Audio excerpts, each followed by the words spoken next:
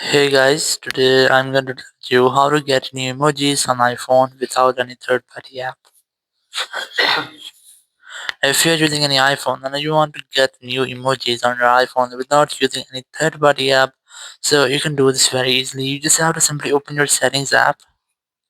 Now in your settings, just scroll down and look for general, select that.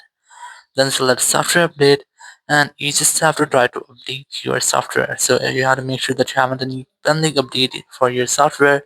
If you find this hard to update your software, after updating software you have to go back. So basically it will update all over your software. So once updated software, just scroll down and look for keyboards option here. Just select keyboard, and here select keyboards. So you will get all the keyboards you have activated in your iPhone. So you just have to remove emoji keyboard from here. So just remove this. So once you have deleted, so you just have to swipe it to the left, then tap on the delete option, and your emoji keyboard will be deleted. So once you have deleted your emoji keyboard, you just have to try to re-add it.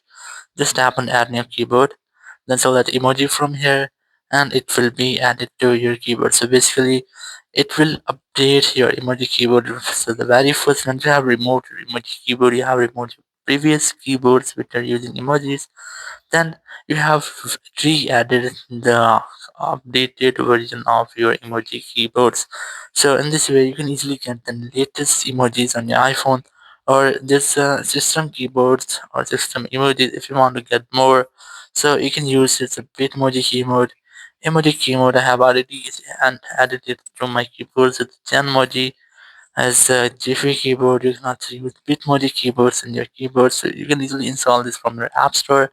I have already installed this on my phone. So in this way, you can easily add or get new emojis on your iPhone without any third-party app or with using a third-party app. Thank you very much for watching the video. Until next video, bye bye.